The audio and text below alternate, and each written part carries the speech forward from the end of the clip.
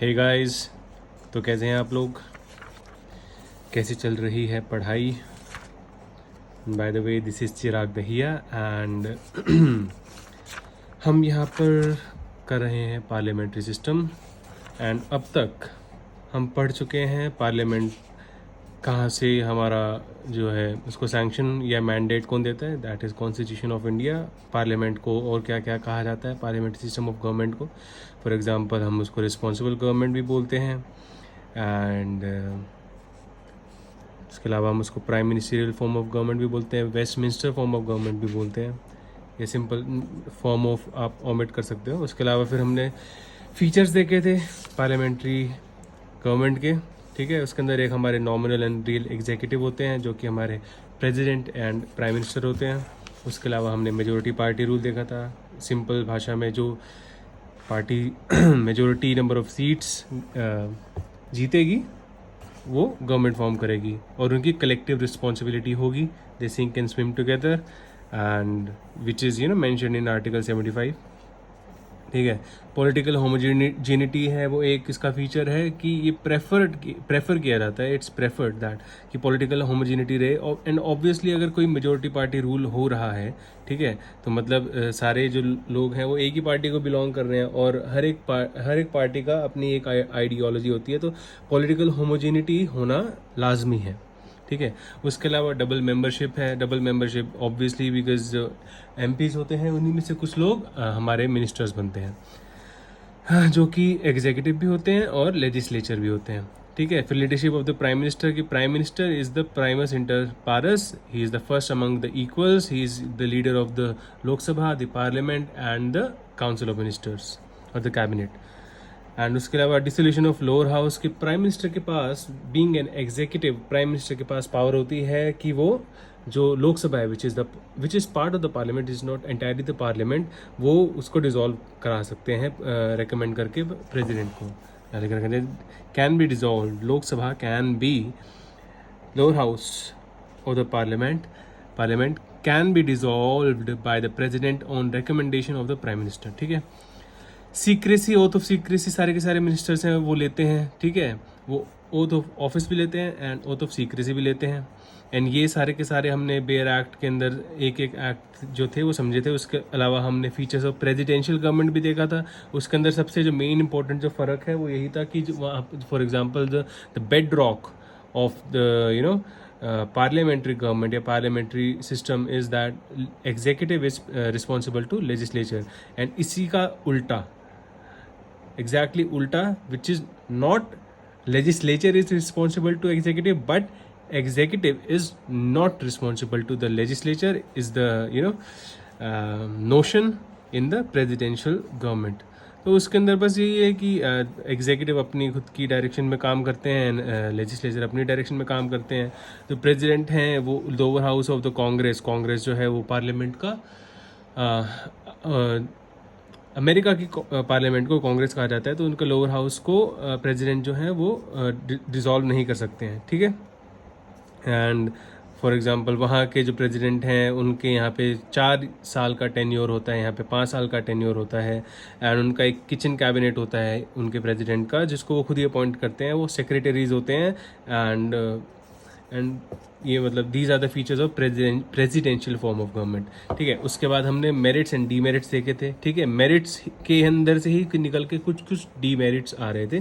For example harmony between legislature and executive, right, कि भाई वहीं पर हमारे मिनिस्टर्स भी हैं, वहीं पर हमारे मेंबर ऑफ पार्लियामेंट्स भी हैं, ठीक है। तो ऑब्वियसली उनके अंदर हार्मनी होना जायज़ है और लाजमी है और होनी भी चाहिए, तभी एक रिस्पॉन्सिबल गवर्नमेंट है वो बनेगी जब क्वेश्चंस किए जाएंगे एग्जीक्यूटिव को। एंड उसके अलावा जो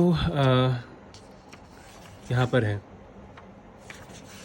ठीक है, रिस्पॉन्सिबल गवर्नमेंट, ये हमने पिछली बार समझा था कि ऑब्वियसली ये अब 4-5 बार हम रिपीट कर चुके हैं कि कलेक्टिव रिस्पॉन्सिबिलिटी, रिस्पॉन्सिबल गवर्नमेंट, ठीक है। बट उसी के साथ इसका डीमेरिट भी ये है कि अगर हमारी जो गवर्नमेंट है वो रिस्पॉन्सिबल है लेकिन वो उसके साथ साथ अनस्टेबल भी है, ठीक है। अनस्टेबल क्यों है? बिकॉज हर 5 साल बाद जो हमारी वो है क्या कहते हैं गवर्नमेंट है या the council of ministers headed by the prime minister है वो चेंज हो जाती है, एंड उसके अलावा इसी के अंदर से एक और पॉइंट जो है वो निकल के आता है which is no continuity of policies, because अगर हर 5 साल बाद अगर सेम गवर्नमेंट नहीं आती है, कोई नई गवर्नमेंट आती है जिसकी आइडियोलॉजीज जो हैं वो अलग हैं, तो फिर ऑब्वियसली जो पहले पिछली जो पॉलिसीज़ थी उसको वो चेंज कर देंगे, फिर उसके बाद नई गवर्नमेंट आएगी वो पिछली वाली गवर्नमेंट की पॉलिसीज़ चेंज कर देंगे। तो अगर हम पार्लियामेंट्री फॉर्म ऑफ सिस्टम है अगर उसको चुनते हैं तो उसके साथ ये नहीं कि सिर्फ मेरिट्स ही आ रहे हैं, ये बेस्ट फॉर्म ऑफ सिस्टम है, फॉर्म ऑफ गवर्नमेंट है, इसके भी अपने डीमेरिट्स हैं, ठीक है।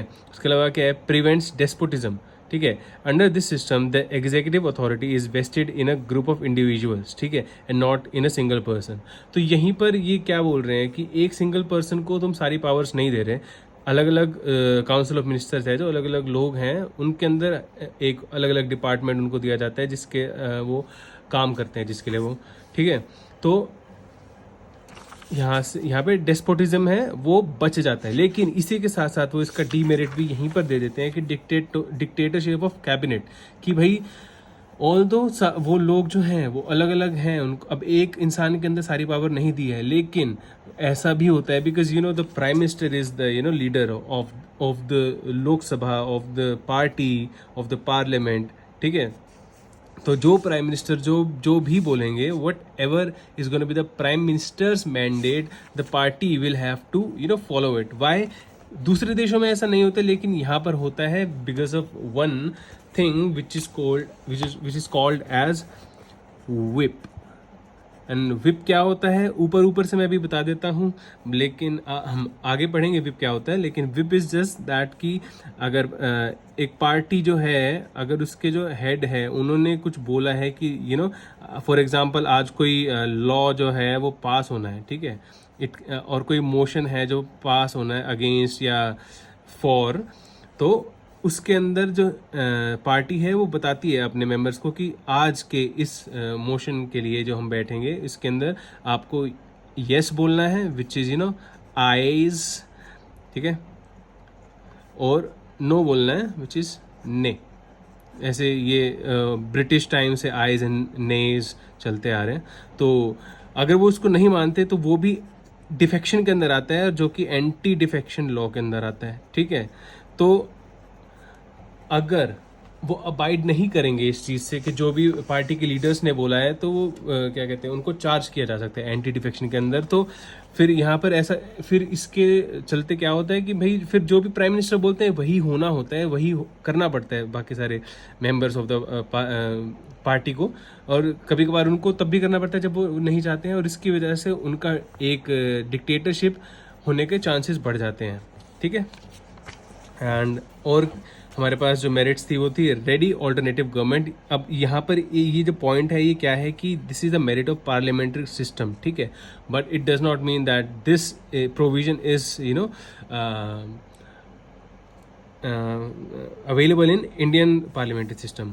इट्स जस्ट दैट ऑब्वियसली कि जब कोई पार्टी है वो मेजोरिटी पार्टी रूल से आ रही है, तो जो उसकी ओपोजिशन में गवर्नमेंट है उनके पास ऑब्वियसली इतनी सारी सीट्स नहीं हैं, तभी जो मेजोरिटी पार्टी रूल से पार्टी आ रही है वो गवर्नमेंट फॉर्म कर रही है।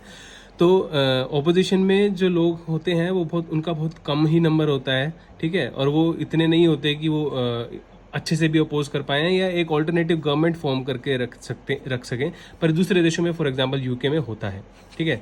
उसके अलावा हमारी वाइड रिप्रेजेंटेशन मेरिट है ये पार्लियामेंट्री सिस्टम का, and this is important because India being such a vast and varied and variety and in its culture, having so much of variety in its culture and diversity in the culture, तो इतने सारे ethnic groups हैं, इतने सारे religions हैं, सबको representation देना एक बहुत बड़ा टास्क है। उसके अंदर पार्लियामेंट्री सिस्टम जो है हमें एड करता है, ठीक है। हमने यहाँ पे unstable government and no continuity of policies पिछली क्लास में भी पढ़ लिया था और अभी भी हमने समझ लिया है फिर से। एंड यहाँ पे against the power of separation of powers है कि फॉर एग्जांपल जैसे प्रेसिडेंशियल फॉर्म ऑफ गवर्नमेंट में क्या होता है, लेजिस्लेचर अलग है, एग्जीक्यूटिव अलग है एंड जुडिशरी अलग है। यहाँ पर थोड़ा थोड़ा वो एक दूसरे के अंदर मर्ज करते हैं, और ऑब्वियसली पार्लियामेंट में तो जो MPs हैं, जो मेंबर ऑफ पार्लियामेंट हैं, जो लेजिस्लेचर हैं, उन्हीं में से कुछ लोग निकल के एग्जीक्यूटिव भी बनते हैं। तो जो सेपरेशन ऑफ पावर है वो तो बिल्कुल भी नहीं होता है यहाँ पे, ठीक है।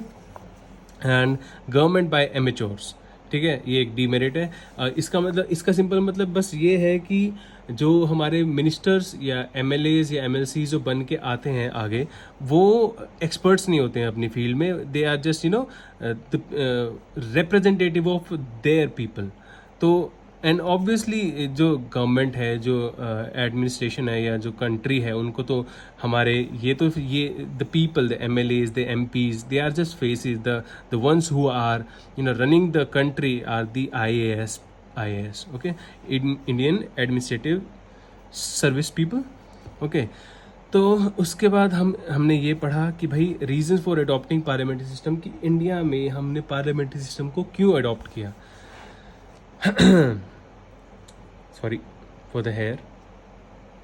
इसके कुछ रीज़न थे। सबसे पहला रीज़न था कि familiarity with the system, and which is a very valid reason कि हमें कुछ काफ़ी साल हो चुके थे, 30 to 40 ईयर्स इस सिस्टम के एक्लेमेटाइज होते हुए, एंड अब हमें और किसी सिस्टम को वो नहीं करना था, एक्सपेरिमेंट नहीं करना था। एंड वो ये ज़रूरी इसलिए भी था क्योंकि हमारी जो नई कंट्री जो 1947 में फॉर्म हुई थी, वो बहुत ही ज़्यादा अनस्टेबल थी। अगर उसके साथ हम एक सिस्टम, गवर्नमेंटल सिस्टम जो है वो भी ऐसा एक अनस्टेबल ले आते, जिसको हम एक्सपेरिमेंटल बेसिस पे लाते, हमें नहीं पता था कि वो कैसा काम करेगा हमारी कंट्री के लिए, तो हम फिर उसको क्या कहते हैं, वो शायद काम करता, शायद वो काम नहीं करता, बट हमने चांस नहीं लिया और हमने हमारे पार्लियामेंट्री सिस्टम जिसका हमें ऑलरेडी एक्सपीरियंस था, 30 to 40 ईयर्स बहुत कम नहीं होते हैं एक ह्यूमन लाइफ के हिसाब से, it's the half time of their life. So इतना है, अगर किसी को एक्सपीरियंस हो गया है या हो जाता है, so that means a lot. तो second point is preference to more responsibility, and obviously हमारे यहाँ पर रिस्पॉन्सिबिलिटी, क्योंकि हमने देखा था कि जो एग्जीक्यूटिव जो है, जो पुराने टाइम में जो एग्जीक्यूटिव थे वो डोमिनेट करते थे रादर देन द लेजिस्लेचर। तो अब वहाँ पे उनकी टायरनी चलती थी, एंड उन्होंने बहुत ज़्यादा एक्सप्लॉइट किया हमारी जनरल पब्लिक को, ठीक है। तो वो क्या चाहते थे कि जो एग्जीक्यूटिव हैं वो ऐसे टायरेनिक ना बने, या वो डिक्टेटर ना बने, या फिर वो where's the word, डेस्पोटिक ना बने, ठीक है, या आर्बिट्रेरी ना बने, एक और वर्ड आर्बिट्रेरी, ठीक है। तो इसलिए उनको वो चाहते थे, कौन चाहते थे, हमारे जो कॉन्स्टिट्यूएंट असेंबली है और the founding fathers of the constitution, वो चाहते थे कि जो एग्जीक्यूटिव हैं वो आर्बिट्रेरी, डिक्टेटरशिप या डिस्पोटिक ना बने, टायरेनिक ना बने। तो इसलिए वो रिस्पॉन्सिबल रहें किसी को, तो वो किसको रहें, लेजिस्लेचर को रहें। तो इसलिए दिस इज अनदर रीज़न हमने पार्लियामेंट्री फॉर्म ऑफ सिस्टम को चुना, ठीक है। Need to avoid legislative and executive conflicts. हाँ, तो ये एक बहुत सिंपल सा पॉइंट है कि भाई अगर एग्जीक्यूटिव अलग है और लेजिस्लेचर अलग है, अपने अलग अलग तरीके से काम करेंगे, तो ऑब्वियसली वो क्या कहते हैं, उनके बीच में फ्यूड्स एंड कॉन्फ्लिक्ट्स होना फिर से लाजमी है, ठीक है, क्योंकि उनको नहीं पता कि वहाँ पे उनके क्या काम हो रहे हैं। फॉर एग्जांपल यहाँ पे अगर हम प्रेसिडेंशियल फॉर्म ऑफ गवर्नमेंट को यहाँ पे पढ़ें, तो यहाँ पे क्या बोल रहे हैं, the president and his secretaries, हाँ, the president and his secretaries are not responsible to the Congress, that is parliament, for their acts. They neither possess membership of the Congress nor attend its sessions, ठीक है। मतलब जो president है वो कांग्रेस का part भी नहीं है। वेराज हम इंडिया में बोलते हैं, जब हम आगे जाके पढ़ेंगे, तो पार्लियामेंट होता है, उसके 3 पार्ट होते हैं, मैंने पिछली क्लासेस में भी बोला था, उसके 3 पार्ट्स क्या हैं। अगर हम बोल रहे हैं कि this is a parliament, we can say that it constitutes president, ठीक है, प्लस लोकसभा और the lower house, plus Rajya Sabha और द अपर हाउस, ठीक है। उसके अलावा नेचर ऑफ इंडियन सोसाइटी, ये पॉइंट हमने यहाँ पर भी देख लिया था कि वाइड रिप्रेजेंटेशन प्रोवाइड करता है हमारा पार्लियामेंट्री फॉर्म ऑफ गवर्नमेंट, जो कि हमें चाहिए था कि भाई इतनी जो यहाँ पे देखो कॉम्प्लेक्स प्लूरल सोसाइटीज़ हैं, ठीक है, और हेट्रोजीनियस जो हमारा नेचर है कंट्री का, वो उसको हमारा पार्लियामेंट्री सिस्टम ही गवर्न कर सकता है और था, ठीक है। Hence the constitution makers adopted the parliamentary system as it offers greater scope of giving representation to various section, interest and regions in the government. हाँ, अब हमारा लास्ट टॉपिक जो था वो बचा था, अब हम वो पढ़ने वाले हैं distinction between Indian and British models. तो this is also important so that we know कि क्या क्या फ़र्क है जो यूके उस टाइम जो जब तक जो ब्रिटिशर्स थे हमें रूल कर रहे थे उस टाइम जो हमारी गवर्नमेंट चलती थी उस टाइम किस तरीके की जो गवर्नेंस थी वो होती थी और आज के टाइम पे जब हमारे जो कॉन्स्टिट्यूशन मेकर्स हैं उन्होंने किस तरीके की गवर्नमेंट को आगे कंट्री में आने दिया. So let's start. The parliamentary system of government in India is largely based on British parliamentary system. However, it's just based. You read this word. It's just based. However, it never became a replica of the British system and differs in the following respects. First point. India has a republican system. ठीक है. अब republican system क्या होता है? अभी इसको पहले पूरा पढ़ लें उसके बाद मैं बताता हूँ. India has a republican system in place of British monarchical system. In other words, the head of the state in India, that is the president, is elected. He is an elected representative, while the head of the state in Britain, that is king or queen, and recently queen जो है at the age of 96 उनकी death हुई है, तो अब उनके बेटे Charles the third हैं, I guess he's gonna become the king. He obviously was a prince, so he's now going to become the king, and their head of the state enjoys a hereditary position. तो first यहाँ पर मेरे ख्याल से अब explain करने की ज़रूरत भी नहीं है. एक सबसे पहला जो difference है वो यही है कि republican system है हमारे इंडिया में और वहाँ पर monarchical system है. ठीक है. वहाँ हमारे यहाँ पे हेड ऑफ द स्टेट है, प्रेसिडेंट है, सेरेमोनियल पोजीशन जो होल्ड करते हैं, और वहाँ पे उनके किंग या क्वीन है. ठीक है, हेड ऑफ द स्टेट. हाँ, second point, the British system is based on doctrine of sovereignty of parliament. ठीक है, तो यहाँ पर क्या है, ये बहुत इंपॉर्टेंट चीज़ है कि जो हमारे इंडिया में हम कॉन्स्टिट्यूशन को सबसे प्राइम मानते हैं, सबसे ऊपर मानते हैं. We say that the law, because the constitution is a document which contains the law which governs our country. So the constitution is the first, it's the king of the kings, so the British system is based on the doctrine of sovereignty of parliament. So whereas India में अभी मैंने बताया constitution के बारे में, Britain में क्या होता है, वहाँ पे पार्लियामेंट प्राइम है. सॉवरेनिटी मतलब कि पार्लियामेंट, अब यहाँ पे जो इंडियन पार्लियामेंट है वो सॉवरन नहीं है. अब सॉवरन क्या होता है कि सॉवरन का मतलब है कि कोई भी तुम्हें कुछ नहीं बता सकता. When we say that India is sovereign, then it means that कि नाइदर यूके नाउ और यूएसए और चाइना और जापान और पाकिस्तान और any country, even UN, United Nations, can tell India to perform in a particular manner or fashion. India is a sovereign country and it can take its own decisions. ठीक है, ये हमारा जो sovereign जो word है ये हमारे preamble में भी है, और जब हम प्रियम्बल पढ़ेंगे तो उसको हम डिस्कस करेंगे. तो सोवरेनिटी ऑफ पार्लियामेंट का मतलब है कि वहाँ की जो पार्लियामेंट है वो अपने डिसीजंस खुद लेती है, उसको कोई नहीं बताता. वेयर एज इंडिया में पार्लियामेंट को हमारा कॉन्स्टिट्यूशन बताता है कि भाई इस मैनर में तुम्हें एक्ट करना है. ठीक है. While the parliament is not supreme in India, यहाँ पे देखा हमने, parliament is not supreme in India and enjoys limited and restricted powers. ठीक है. Whereas in the parliament in Britain is not limited and restricted, it's sovereign. ठीक है. Due to a written constitution, federal system. अब federal system क्या होता है ये भी हम आगे जाके समझेंगे, पर मैं एक छोटी बिल्कुल जैसे मैंने विप बताया ऐसे फेडरल सिस्टम भी बता देता हूँ. फेडरल सिस्टम कुछ नहीं है. फेडरल होने का मतलब है 2 tier गवर्नमेंट. ठीक है, और we can say division of power. ठीक है. अब मेरे को खुद को बहुत टाइम तक इस चीज़ में कन्फ्यूजन रहा था कि डिवीजन ऑफ पावर है और एक फ्रेज है, हमारा सेंटेंस है सेपरेशन ऑफ पावर.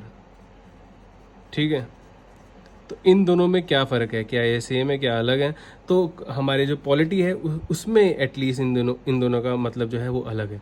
ठीक है, तो सेपरेशन ऑफ पावर कहाँ आता है? Separation of power we use this phrase when we say that the power is being separated between the executive, the legislature and the judiciary. ठीक है, but when we say that the division of power is happening, it happens between the center, ठीक है, the union and the states.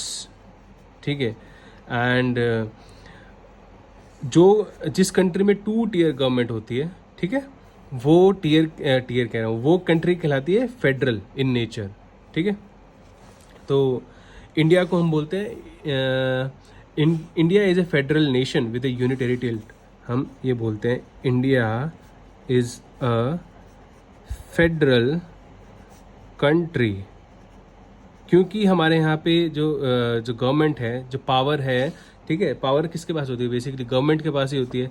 तो जो government है वो 2 tier है, वो एक यूनियन के लेवल पर भी है, नेशनल लेवल पर भी है, और स्टेट्स के लेवल पर भी है। हर एक स्टेट की खुद की गवर्नमेंट है। तो India is a federal country, ठीक है, विद अ यूनिटरी टिल्ट। अब यूनिटरी क्या होता है अभी बताता हूँ,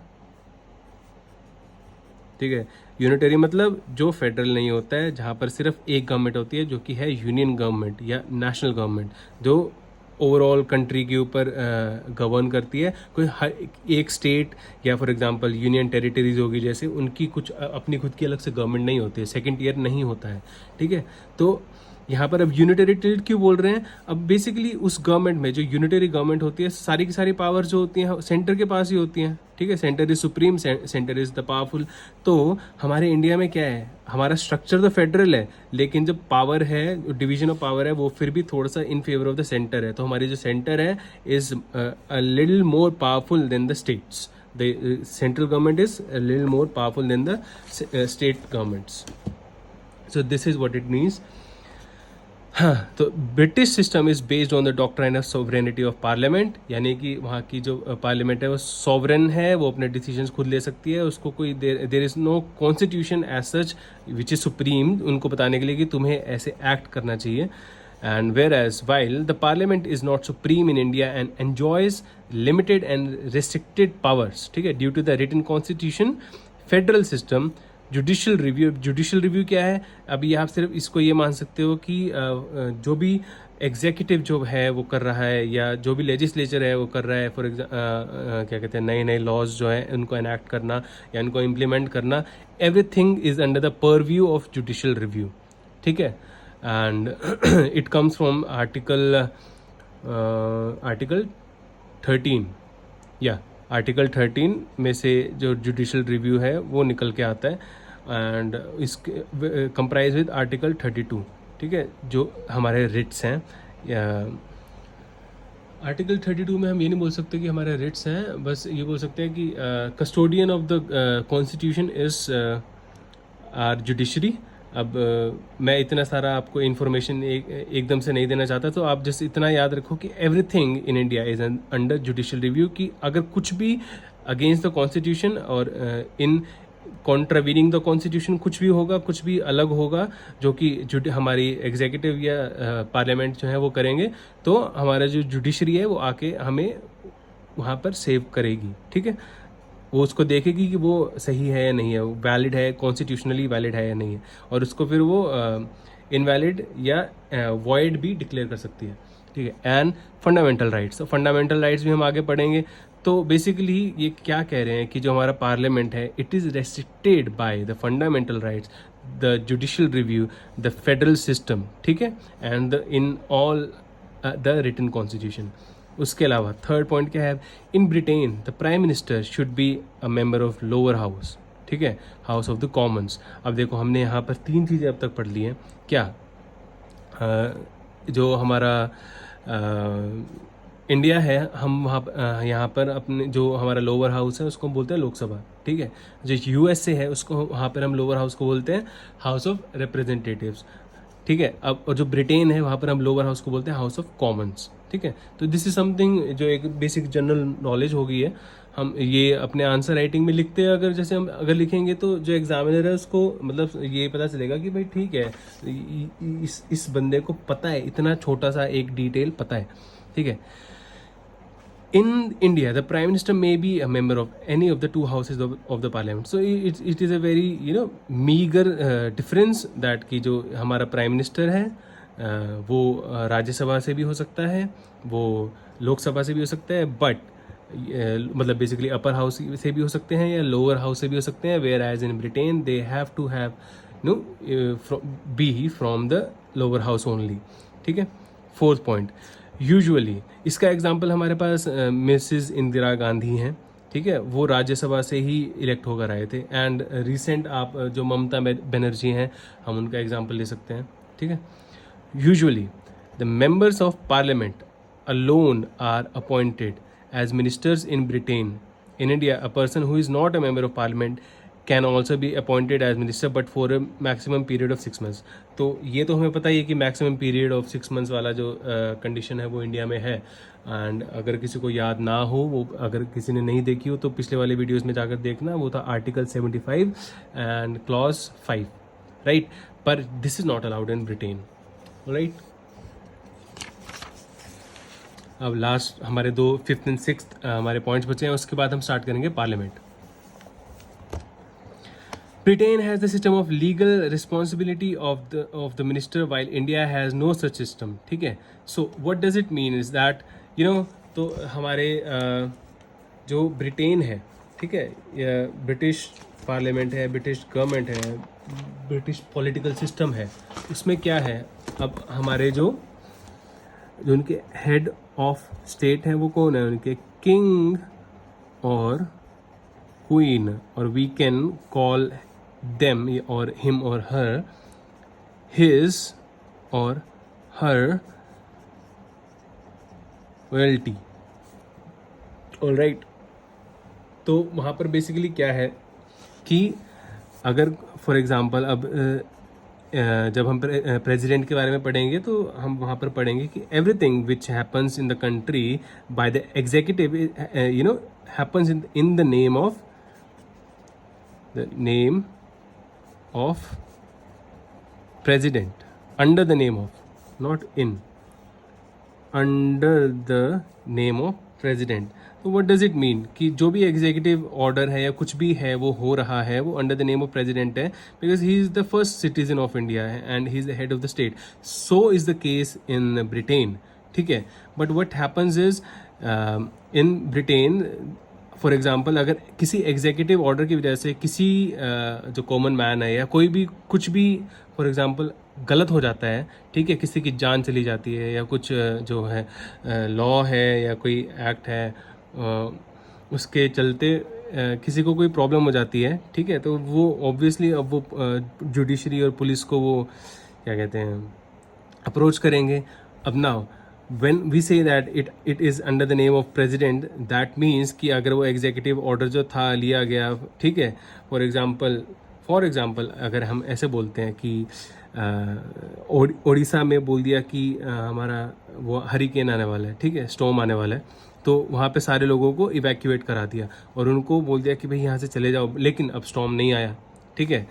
तो फिर पीछे से क्या हुआ, लोग अपने घर छोड़ के चले गए और पीछे से कुछ लोग वहाँ पर आके उनके घर से चोरी करके चले गए।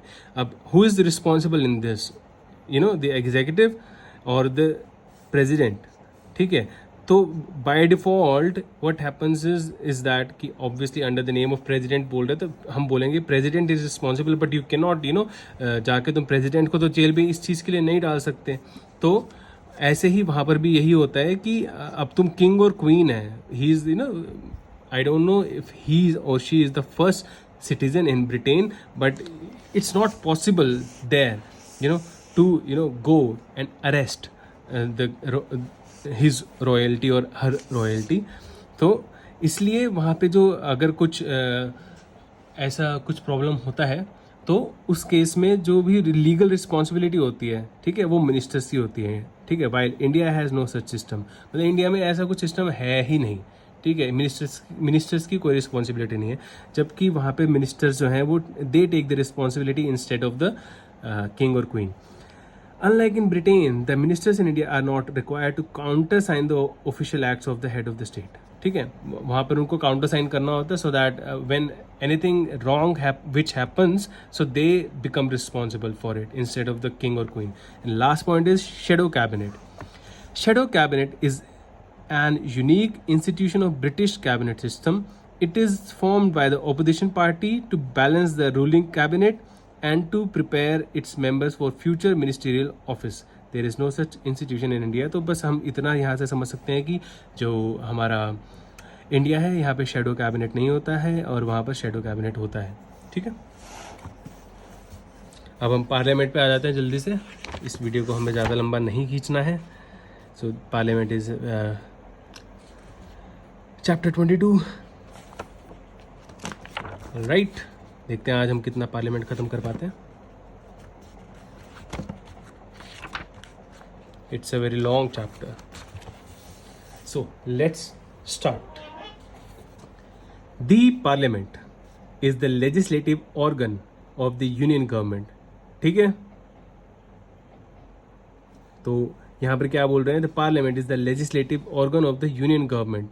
तो हमारी जो यूनियन लेवल पर जो गवर्नमेंट है उसका लेजिस्लेटिव ऑर्गन यानी कि जो लॉ बनाता है वो वाला ऑर्गन है हमारा parliament. It occupies a pre eminent and central position. Pre eminent मतलब इम्पोर्टेंट, मतलब पहले से ही इसकी एक इम्पोर्टेंस है। ठीक है, मतलब इसकी इम्पोर्टेंस तुम्हें कोई बाद में नहीं आती है कि भाई मतलब parliament is supreme and important in itself. All right, it occupies a preeminent and central position. Basically it just means that it is very very important in the Indian democratic political system due to adoption of parliamentary form of the government, also known as Westminster model of government. ये हम पढ़ चुके हैं पिछले class में, article 79 to 122। ठीक है, तो पिछले चैप्टर में हमने ये पढ़ा था कि जो हमारा पार्लियामेंट्री फॉर्म ऑफ जो गवर्नमेंट है, ठीक है, उसको मैंडेट कौन देता है, आर्टिकल 74 एंड 75। ऑलराइट, लेकिन अब यहाँ पे ये बोल रहे हैं कि जो पार्लियामेंट है, जो हमारा लेजिस्लेटिव ऑर्गन है, ठीक है, उसको मैंडेट कौन दे रहा है, आर्टिकल 79 to 122। अब ये क्या क्या है और क्यों क्यों है ये हम आगे एज यू नो जो ये आर्टिकल्स है जब आएंगे हम उनको बेयर एक्ट में से देखेंगे। Article 79 to 122 in part 5th of the Constitution deal with the organization, composition, duration, officers, procedures, privileges, powers and so on of the parliament. ठीक है, तो सबसे पहले हम organization देखते हैं of the parliament. Under the constitution, the parliament of India consists of 3 parts, which the president, the council of states and the house of the people. ठीक है, तो इंडिया में भी अब ये कुछ नाम है हमारे। ठीक है, यहाँ पर उन्होंने सबसे पहले क्या बोला था, parliament consist of the president, अभी हमने ऊपर भी बोला था ये, प्लस अभी यहाँ पे कुछ नए टर्म्स आए हैं हमारे पास, the house of the people and the council of states. तो हम यहाँ पे काउंसिल ऑफ स्टेट्स बोल देते हैं एंड हाउस ऑफ पीपल बोल देते हैं। अब ये काउंसिल ऑफ स्टेट्स क्या है, ये कुछ नहीं है, ये राज्यसभा है। अब काउंसिल ऑफ स्टेट्स क्यों बोला गया है, बिकॉज राज्यसभा जो है it's a representative of the states in the country, and house of people, which means that the people, you know, the people who are the member of the lower house or the Lok Sabha are the representative of the common people, and so वो common man में से ही उठकर आ रहे हैं वो लोग, representative हैं वो, तो they are the house of the people, they are representing the common man. So this is the Lok Sabha, and हम इसको क्या बोल सकते हैं, अपर हाउस, और इसको क्या बोल सकते हैं, लोअर हाउस। ऑलराइट, इसके अलावा इन 1954 the Hindi names Rajya Sabha and Lok Sabha were adopted. तो 1954 से पहले, ये एक बेसिकली जनरल नॉलेज है, ऐसा हमारा एग्ज़ाम में इसका ज़्यादा कुछ खास यूज़ होगा नहीं, बट एक जनरल नॉलेज हमें पता होनी चाहिए। व्हाट इट इज़ दैट, पहले हम इनको council of states and house of the people कहते थे, अब 1954 के बाद से हम इनको राज्यसभा एंड लोकसभा कहने लगे हैं। Were adopted by the council of states and the house of the people respectively. The Rajya Sabha is the upper house, second chamber और हाउस ऑफ एल्डर्स। ठीक है, एल्डर्स की बोलते हैं, हाउस ऑफ एल्डर्स इसको इसलिए भी बोलते हैं बिकॉज वहाँ पे जो मेजोरिटी ऑफ द पीपल, ठीक है, there are you know in the very old age group. ठीक है, वो जितने भी मेंबर ऑफ पार्लियामेंट है वो जो बनते हैं वो बाय डिफ़ॉल्ट ऐसा होता है कि वो अपने पॉलिटिकल जो जर्नी होती है उसके चलते चलते वहाँ पर जब पहुँचते हैं वो बूढ़े और ओल्ड हो चुके होते हैं। ठीक है, और इसको सेकंड चैम्बर बोलते हैं। So now there is a difference between second chamber and secondary chamber. Alright, this is second chamber, Rajya Sabha is the second chamber, but it's not secondary chamber in just one bit, which is you know the money bill, the all the things concerning the money are restricted just to the Lok Sabha and not Rajya Sabha, and that is where Rajya Sabha lacks the power. Otherwise Rajya Sabha and Lok Sabha are almost equal to each other in the power. All right, so it's the second chamber, it's not a secondary chamber, and the Lok Sabha is the lower house, the first chamber or the popular house. तो हमने यहाँ पर देखो कितने सारे यहाँ पे हमने और नाम पढ़ लिए हैं इनके, ठीक है। हम इनको क्या बोलते हैं, हम राज्यसभा को हम सेकेंड चैम्बर भी बोलते हैं, हम इसको फर्स्ट चैम्बर भी बोलते हैं, ठीक है। उसके अलावा हम जो राज्यसभा है उसको हाउस ऑफ एल्डर्स भी बोलते हैं, और इसको हम शायद हाउस ऑफ कॉमन्स था, पॉपुलर हाउस, ठीक है, पॉपुलर हाउस। फिर से ये पॉपुलेशन से, पब्लिक से निकल कर जो है वो वर्ड आ रहा है, ठीक है। पॉपुलर हाउस मतलब लोगों का, कॉमन मैन का house. The former represent, the former as in Rajya Sabha, the former represent the states, ये हमने बात कर ली है, and the union territories of the Indian union. अब यूनियन टेरिटरीज क्या है हम आगे बात करेंगे, लेकिन हम अभी ये मान सकते हैं कि फॉर एग्जांपल जैसे स्टेट्स होती हैं, ठीक है, तो स्टेट्स की खुद की गवर्नमेंट होती है, ऑल राइट, लेकिन जो हमारी सेंट्रल गवर्नमेंट होती है ना, अब उनके ऊपर इतना ऐसा हाथ नहीं होते या हक नहीं होता, बट जो कुछ टेरिटरीज होती हैं, ठीक है, वो क्यों फॉर्म होती हैं हम आगे जाके पढ़ेंगे, जब हम यूनियन टेरिटरीज पढ़ेंगे तो उनको जो हमारा यूनियन है वो डायरेक्टली गवर्न करता है, ठीक है। यहाँ पर जो स्टेट्स हैं उनकी तो खुद की गवर्नमेंट है,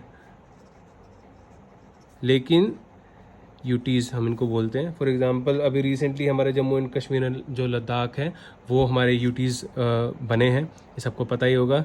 उसके अलावा हम और चंडीगढ़ या दिल्ली को बोल सकते हैं, हमारे यूनियन टेरिटरीज़ है। ये पुडुचेरी हो गया, या Nagar Haveli, Dadra and Nagar Haveli, Daman and Diu, ये सब सारे हो गए। तो ये हमारे यूटीज़ हैं, और जो यूनियन है इसलिए हम इसको बोलते हैं यूनियन टेरिटरीज़, बिकॉज यूनियन इनको डायरेक्टली गवर्न करती है, alright. So the former represent the states and union territories, all right. तो वहाँ पे जो मेंबर्स होते हैं वो हमारे स्टेट से इलेक्ट होकर आते हैं अलग से, और यूटी से इलेक्ट होकर आते हैं, while the latter as in Lok Sabha represents the people of India as a whole, ठीक है। Popular house, house of representatives, all right.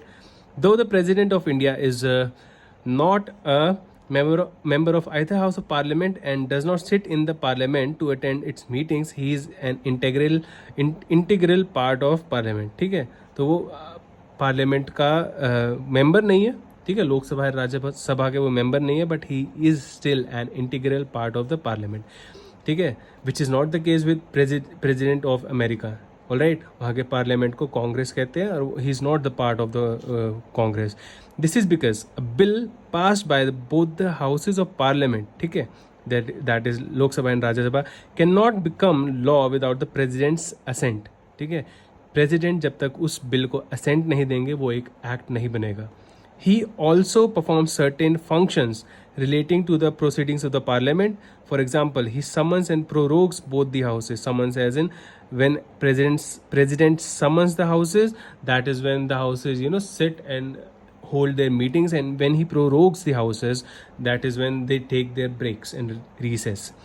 Dissolves the Lok Sabha. Dissolves as in उनको बिल्कुल ही ख़त्म कर दिया, बंद कर दिया, फ्रेश इलेक्शंस होंगे अब इसके बाद। Addresses बोथ दी हाउसेस, वो एड्रेस करते हैं दोनों हाउसेस को। फॉर एग्जांपल जब रिसेस के बाद दोनों हाउसेस फिर से इकट्ठे होते हैं मॉनसून सेशन में या विंटर सेशन में, और जो उनका फर्स्ट सिटिंग होती है उसके अंदर वो जो हमारे प्रेसिडेंट हैं वो दोनों हाउसेस को एड्रेस करते हैं। इश्यूज ऑर्डिनेंसेस, तो ये बेसिकली हमारे जो प्रेसिडेंट हैं उनके कुछ कार्य हैं, हम बोल सकते हैं उन जो वो परफॉर्म करते हैं in relation to the parliament or the Lok Sabha and Rajya Sabha, which is he summons or prorogues both the houses, he dissolves the Lok Sabha। And यहाँ पे देखो सिर्फ लोकसभा लिख रखा है, राज्यसभा क्यों नहीं लिख रखा, बिकॉज राज्यसभा कभी डिसॉल्व नहीं होता। क्यों नहीं होता हम आगे पढ़ेंगे, इसी चैप्टर में आ जाएगा। Addresses both the houses and issues ordinances. Ordinance क्या है, ऑर्डिनेंस भी लॉ है, लेकिन जैसे हमारे जो पार्लियामेंट में लोकसभा और राज्यसभा है वो कोई भी लॉ जो होता है पहले बिल होता है, फिर उसको जब वो पास करते हैं तो वो लॉ या एक्ट बनता है, ऐसे ही जो हमारे प्रेसिडेंट हैं उनके पास पावर है, ठीक है। फॉर एग्जांपल अब हमारे पास जो आज के टाइम पे हमारे जो प्रेसिडेंट हैं she is Mrs Draupadi Murmu, तो अब उनके पास पावर है ये क्या कि वो कभी भी किसी भी टाइम पर एक ऑर्डिनेंस जो है वो जारी कर सकते हैं and it will become a law और an act when they are not in session, ठीक है। और ये जनरली होता तब ही है, होता ही तब है जब जो हमारे लोकसभा और राज्यसभा है वो इन सेशन नहीं होते, ठीक है। In this respect the framers of the Indian constitution relied on British pattern rather than the American pattern. ऐसा क्यों है हमने पिछले वीडियो में समझ लिया है। In Britain the parliament consists of the crown which is king और queen, the house of the lords the lower house, ठीक है। ब्रिटेन में हाउस ऑफ द लॉर्ड्स बोलते हैं, ठीक है, and the house of the Commons. तो जो हमारा राज्यसभा यहाँ पे हाउस काउंसिल ऑफ स्टेट्स बोलते हैं, ठीक है, वहाँ पे उनके अपर हाउस को हाउस ऑफ द लॉर्ड्स बोलते हैं। तो उसी के चलते हम यहाँ पे हाउस ऑफ एल्डर्स भी बोलते हैं, ठीक है। The house of lords and the house of commons, ठीक है, ठीक है। मतलब वहाँ ब्रिटेन में उनके पार्लियामेंट में क्या होता है वो बेसिकली बता रहे हैं, उनके पार्लियामेंट में क्राउन होता है, उनका अपर हाउस होता है और लोअर हाउस होता है। Bye contrast the American president is not an integral part of the legislature, ये हम पढ़ चुके हैं। In USA the legislature which is known as Congress consists of the Senate which is their upper house and the House of Representatives which is their lower house। तो वहाँ पर सिर्फ उनके Senate होता है और House of Representatives होता है। This is the last paragraph, मेरे ख्याल से हम टाइम एक्सीड कर चुके हैं आज। तो the parliamentary form of government emphasises on the interdependence between the legislative and the executive organs, hence we have the president in parliament. Alright, इनके बीच का इंटरडिपेंडेंस बहुत ज़रूरी है पार्लियामेंट में, इसलिए जो हमारे प्रेसिडेंट हैं वो पार्लियामेंट में होते हैं। He is a part of the parliament like the crown in parliament, alright, in Britain. So we have the president in parliament in India and the crown in parliament in Britain. The presidential form of government on the other hand lays stress on the separation of legislative and executive organs, hence the American president is not regarded as a constituent part of the Congress, all right। तो ये जो कुछ हमने words आज सीखे हैं, ये बहुत सारे वर्ड्स हैं, तो बस आप ये समझ सकते हो कि the council of states, the house of elders, the house of the lords, upper house, ये सब राज्यसभा के पैरेलल्स हैं। And you know house of representatives and house of the commons, and यहाँ पर हमारे पास एक और वो था हाउस ऑफ पीपल, राइट। तो ये सारे हमारे लोकसभा के पैरेलल्स हैं और कुछ कुछ इनमें से लोकसभा के नाम ही हैं। तो टिल नेक्स्ट टाइम आप हमने जो आज पढ़ा है उसको पढ़ना और समझना, एंड हम आगे कंटिन्यू करेंगे। हम composition of the two houses, ये सारा कुछ हम पढ़ेंगे और समझेंगे कि क्या क्या है और क्यों क्यों है। So till next time, take care and keep studying. And कोई भी अगर प्रॉब्लम हो किसी को भी कमेंट में मेरे को ज़रूर बताना। आई विल ट्राई कि उस प्रॉब्लम को या डाउट को मैं क्लियर कर सकूं। And all the best. जब होगा ना कोई भी किसी से मतलबी, और होगी ना ये दुनिया मुझसे और मैं सबसे अजनबी। नबी नबी नबी नबी नबी नबी अजनबी। नबी नबी नबी नबी नबी नबी अजनबी। नबी नबी नबी नबी अजनबी। नबी नबी नबी नबी अजनबी। होगी ना ये दुनिया मुझसे और मैं सबसे।